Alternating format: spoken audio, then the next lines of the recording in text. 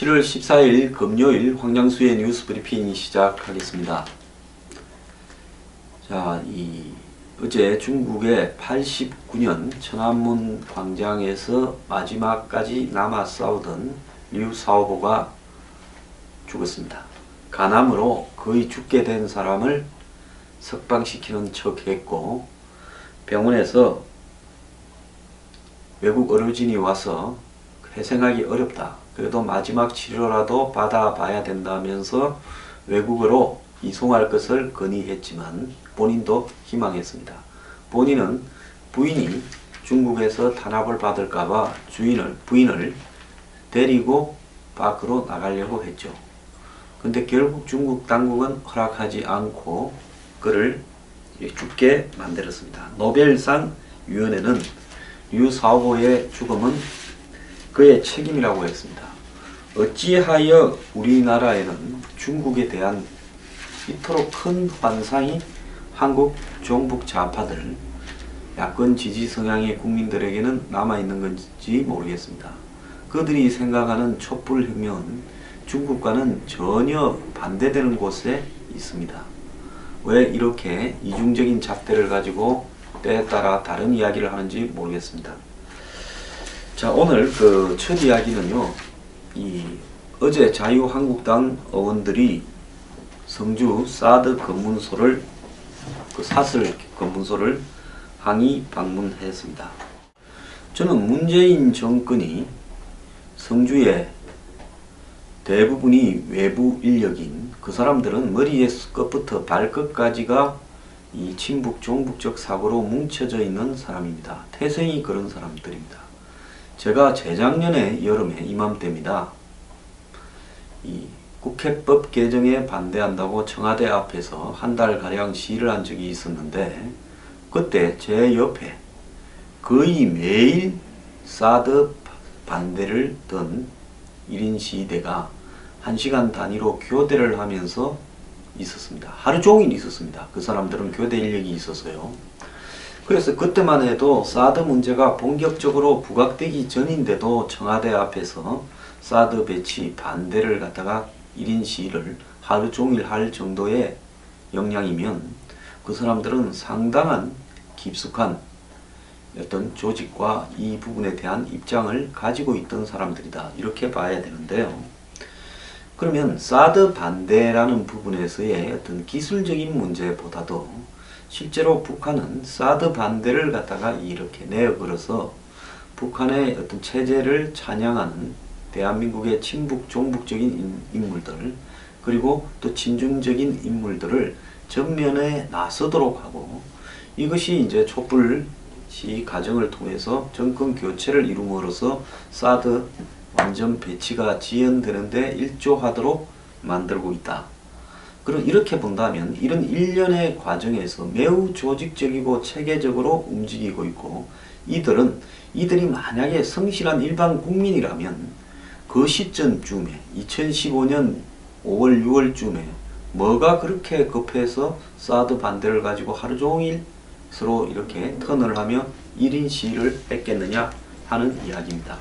이번에 성주에서 사설 검문소를 4월 말부터 설치하고 지금 2달이 넘도록, 3달이 다 되어 가도록 검문을 하고 있는 저 사람들도 과연 성주에 사는 성실한 농민들이라면 누가 하루 종일 검문소를 설치해 놓고 감히 경찰 차량을, 시골 분들요, 경찰 보면 그 검문한다라는 사고 자체를 가지지 못합니다.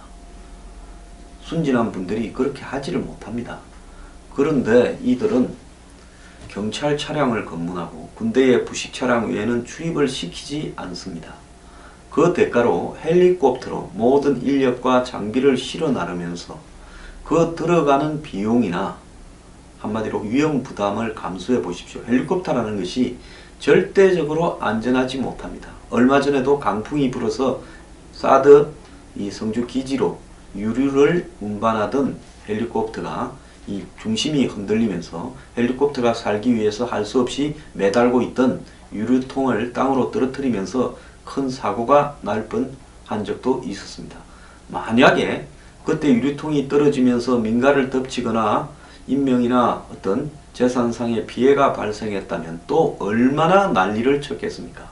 그렇게 막고 있는 사람을 비판하지 않고 헬리콥터가 사고를 내었다. 그런데 사드 기지 때문에 그렇게 됐다라고 하면서 난리를 쳤을 겁니다. 제가 요즘 한 가지 의문이 있습니다.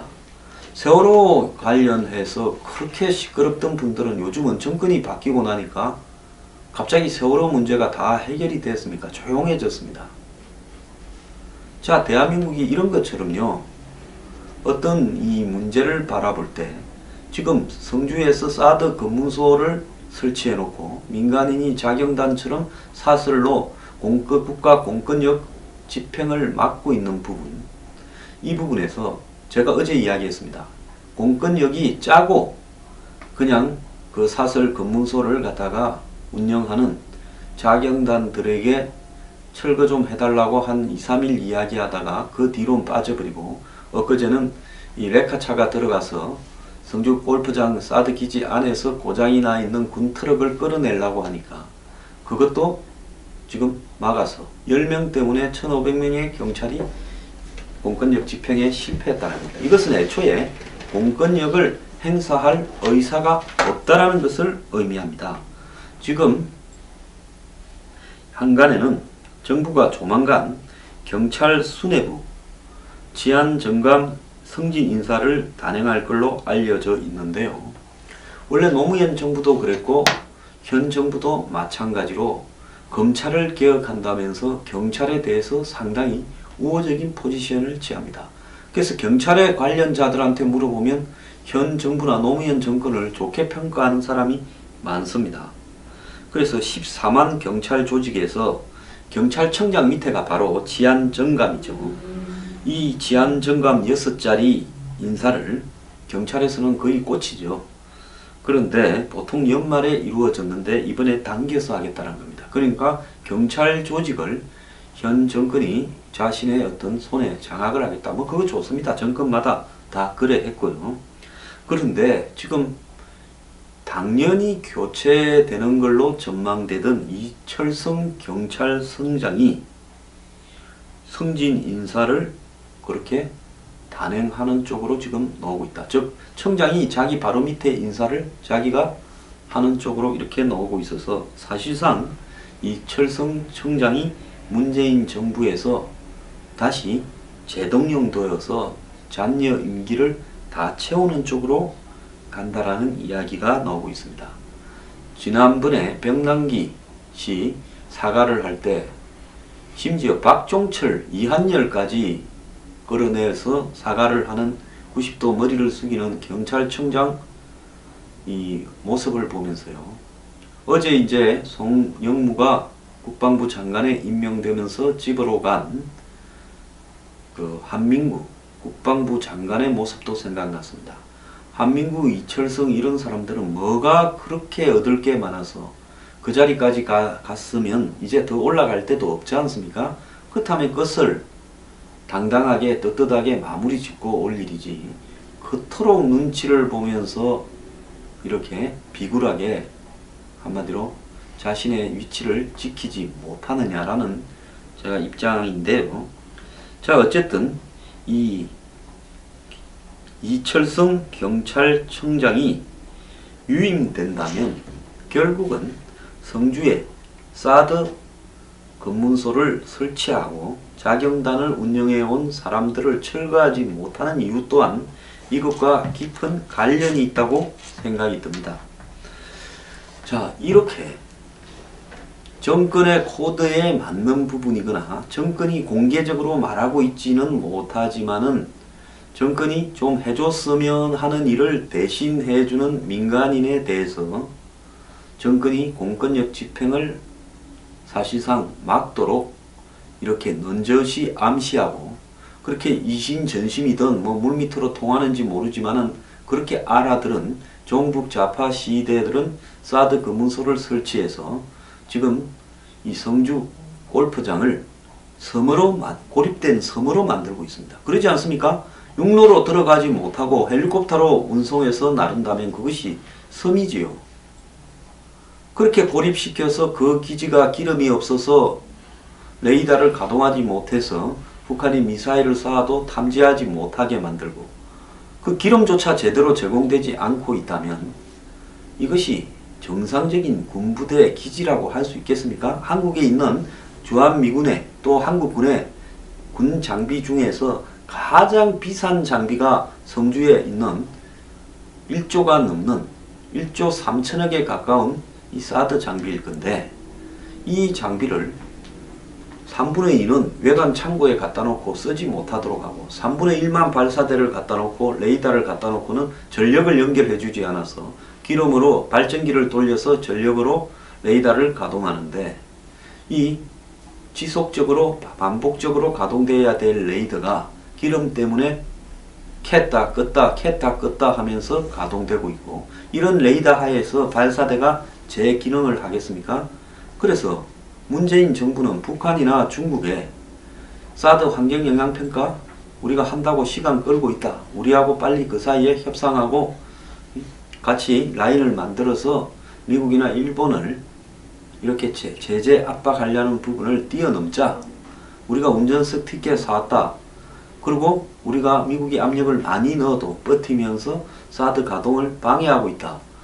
이런 입장을 저쪽에 전달해야 되기 때문에 물밑으로 자신들과 가까운 라인을 통해서 종북 친북들인 사람들에게 계속 데모해라.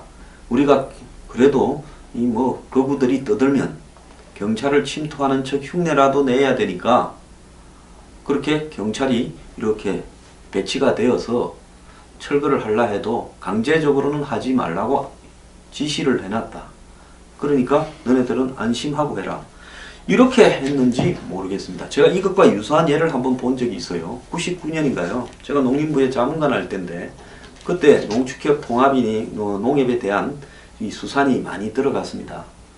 근데 다음날 농협 회장을 뽑으려는데 중앙회장을 그런데 이 지역이 다른 농협에 감사하는 사람이 중앙회장으로 나오니까 이제 이 호남 지역에서 지지를 받고 당시 민주당에서 지지를 받는 이 농협 회장 후보가 한 명 있었습니다. 근데 이 사람 인기가 별로 없고 경상도 출신 농협 감사하던 사람이 인기가 많았습니다.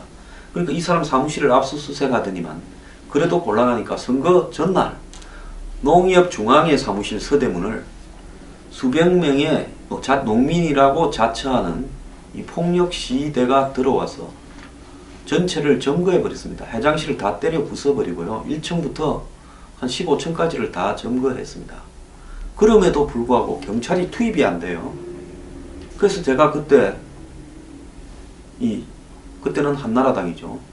이 농림해양수산이 의원들한테 연락해서 당신들 이거 방치하면 되느냐 와서 좀 이야기를 해라. 야당 의원들. 제가 간이 좀 크니까 야당 의원한테 그렇게 이야기를 해서 그래서 당시 유남도 의원이고 몇 사람들이 왔습니다. 그래서 내가 데리고 이거 한번 보시오. 이 점거한 상황을. 이 백주 대낮에 폭도가 농협중앙회를 점거했습니다. 그래서 제가 청와대 치안비서관한테도 연락을 했어요. 경찰 투입하라고. 이렇게 경찰 투입을 하지 않으면 곤란하다. 나중에 오해를 받을 수 있다. 이게 무슨 용팔이 사건이냐. 그래서 다음날 새벽에 경찰이 투입되어서 겨우 그 폭도들을 밖으로 드러내고 선거를 한 바가 있습니다. 제가 지금 이 사건을 보면서 그때하고 똑같아요. 경찰이 관망하에서 지금 이런 일들이 벌어지고 있습니다. 어제 자유한국당 안행위 위원들이 성주를 찾아서 사드 배치 현장에 공권력을 동원한 강력한 법 질서 확립을 주장했고요.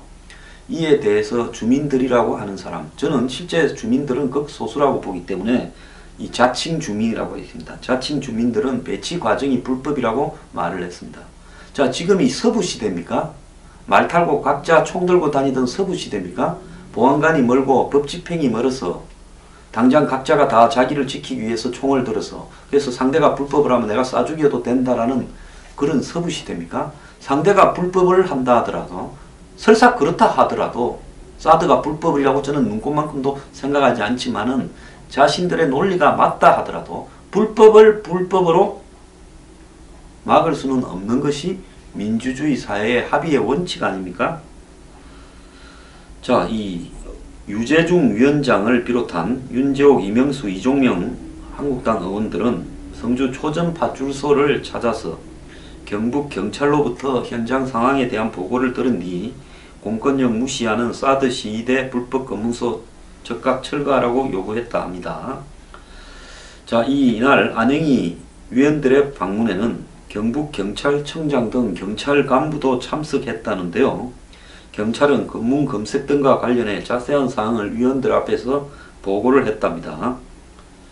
자, 이후 윤재혁 의원은 차량 통제 행위가, 이분은 경찰청 차장 출신으로 제가 알고 있습니다. 위법이라고 생각하는가는 취재진의 질문에 도로를 불법으로 점거하고 권한이 없는데 차량을 검문 검색하는 것은 법 위반이다.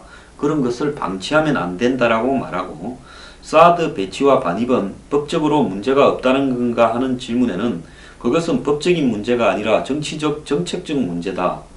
전 정부든 현 정부든 법을 어겨서 이를 추진하지는 않았을 거라고 주장했습니다. 자, 사드 배치가 불법이라니요. 지금 문재인 정부가 이번에 미국을 방문하면서 뭐라 했습니까? 전 정권이 했던 부분을 존중한다 그러고 자신들도 사드 배치에 대해서 생각이 다른 것은 아니다라고 이야기를 했는데, 어째 성주 현장에는 아직도 사드 배치가 불법이라고 하는 말들이 넘쳐나고 있고, 이딴 걸 기자가 질문을 하는 그 기자의 머릿속에도요, 그 언론사도 조사 좀 해봐야 됩니다. 어쨌든 이 한국당 안영희 위원들은 파출소를 나와서 성주군 초전면 소성리 검문소가 있는 마을을 찾았고, 마을 입구에서 10분가량 머무르다가 갔다라는데요. 자, 주민들은 마을 입구까지 와서 주민들 안 보고 간 걸 비판했다는데요. 이 주민들부터 불법에 가담하는 주민들이라면 앞으로 사법 처리의 대상입니다. 자, 헬리콥터로 이렇게 병력과 물자를 운송하는 것은 첫째 굉장히 위험하고요. 헬리콥터라는 전쟁이 나거나 급할 때 쓰는 거지, 근본적으로 헬리콥터가 안전한 이런 수단이라고 보기는 조금은 문제가 있습니다. 그 차로 갈 수 있는 부분을 헬리콥터로 가는 일은 거의 없다고 봐야 됩니다. 그래서 이 헬리콥터로 이 병력과 물자를 수송하는 데 들어가는 막대한 비용을 또 지적을 합니다. 왜 한국군 헬리콥터가 미군 헬리콥터 대신에 거기에 물자를 수송해 주느냐, 비용을 받아내라. 자, 길 막아놓고 이건 무슨 소리 하는 겁니까? 그리고 헬리콥터로 수송하다가 만약에 만에 하나 사고라도 생긴다면 그때 발생할 일은 또 누가 책임질 것이며, 헬리콥터에 이거 탑승하는 병력이나 이런 사람에 대해서 보험이라도 들었습니까? 그래서 제가 생각할 때 이 비정상적인 행위가 지속되는 데는 청와대 대통령 이하 핵심들의 의견이 반영되지 않고는 이런 불법이 지속될 수 없는 것이고, 경찰청장이 뭔가를 읽었으니 저런 짓을 하고 있는 거 아니겠습니까? 그래서 정우택 자유한국당 대표도 경찰청장에 촉구하는 차원을 떠나서 이행이 안 되면 당론으로 경찰청장 경질을 요구하겠다 했습니다. 그래서 안행위는 경찰청장에게 책임 소재를 물을 것이고 국방위 차원에서도 조처하도록 하겠다 했는데요. 저는 바른정당은 지금 뭐 하는 겁니까? 바른정당요, 개혁보수가 이런데 시침이 되고 가만히 있는 게 개혁보수입니까? 경제는 개혁하고 안보는 보수한다며요. 저는 바른정당 정신 차리든지 해산하든지 택일 좀 하라고 하고 싶고요. 배사 나와서 깐족깐족하는 하태경 의원은 지금 뭐 하는 겁니까? 입장 이런데 좀 밝혀보길 바랍니다. 자, 자유한국당과 바른정당은 다른 거 하지 마세요. 무슨 추경이니 뭐니 이런 거 가지고 공연히 이 분산시키지 말고요. 이 성주 사드 불법 검문소 철거에 당력을 집중해서 경찰청장을 옷을 벗기고 이철성이 두 정권을 이어서 해먹으려고 하는 모양인데요. 경질시키고 새로 장관이 된 이 방산 브로커 송영무 국방장관에 대해서 당장 군병력을 투입해서 헌병을 투입해서 이 사드 검문소를 철거하라고 하고, 하지 않으면 해임 결의안을 내길 바랍니다. 군은요, 군기지를 방해하는 외부인에 대해서 군 내에 경찰 역할을 하는 헌병이 충분히 투입될 수 있고 군병력이 투입될 수 있는 겁니다. 자, 똑바로 하기 바랍니다. 근데 성주가 지역구인 자유한국당의 이완영 의원은 자기 당의 국회의원들이 자기 지역에서 벌어지고 있는 문제에 이렇게 대해서 저렇게 외진 성주까지 항의를 하러 갔으면 당연히 나와서 안내를 해야 되는 거 아닌가 이렇게 보는데요. 어쨌든 명단이나 얼굴에 지금 보이지가 않습니다. 작년 청문회에서는 그렇게 나와서 비호를 하던 사람이 어찌하여 어제는 얼굴도 안 보였는지 좀 묻고 싶습니다.